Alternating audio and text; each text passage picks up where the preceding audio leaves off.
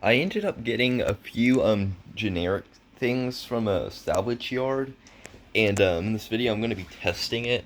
So you can tell the stuff's actually plugged in. So first thing we're going to test is this generic. This wasn't in. These two things came in box, and this didn't. So it was also dirty. So I think it was installed outside before. So let's test this. Just took out the battery of it, and it seemed like there's something inside of it. I don't know if you could hear the stuff inside there, but I think this is why you shouldn't install non-outdoor fixtures outside. That's why you shouldn't do that, because there's obviously something in here.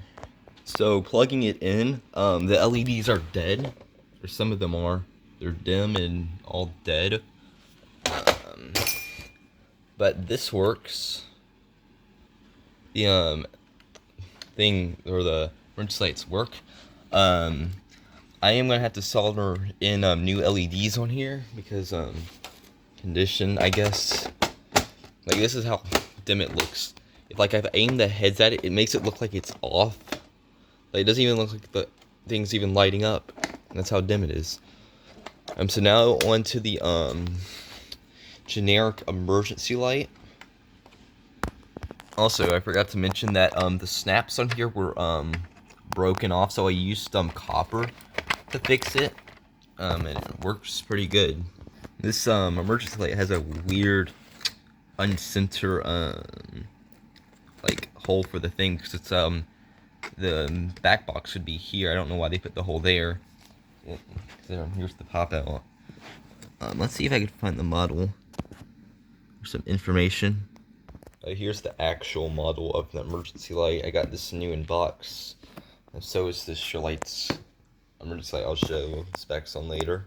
Also, the reason why I'm not showing the specs on this one is because I do not have any specs on this one, except for like, there's no stickers on what this is. It's just really that generic. Here is the generics battery.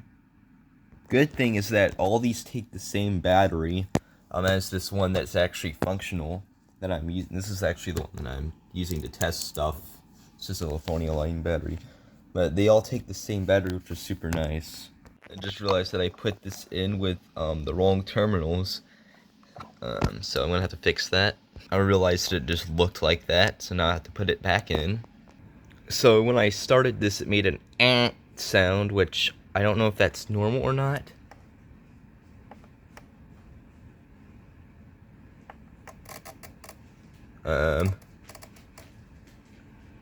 Yeah, I'm just gonna unplug this and hope that it doesn't explode, actually. Oh crap, I had my camera upside down. But yeah, I'm gonna unplug it and hope it doesn't explode. It's pretty bright for an incandescent because it has the reflectors on it also, which is good. If I had to guess what made the noise, it was this. Which I don't know why it makes such a loud noise. It was really, and like the test button barely works, which isn't good. Last thing I'm gonna test is this fixed optics emergency light by Shurlight's. Hopefully this one doesn't make the same noise as the other one, because it scared the crap out of me. And hopefully the test button works. And yeah, here is the model. It's a Shurlight CU2, which is a basic model. Yeah, I don't know what I'm showing here. When I first got this one, I thought it was going to be the LED one, but this one is the incandescent fixed optics fixture. This fixture has a date on it, 03/08/10. This is 2003 or 2010. I don't know. I think it's 2003 though. Never mind, it's 2010. So yeah, here's the battery that came with the Shurlight's emergency light. Here's what it looks like in the back. Okay, so this emergency light works fine. It didn't make any weird noise when it turned on. So it looks like it's pretty bright. Let's take off one of the optics, because I don't know how how they made these incandescents so bright.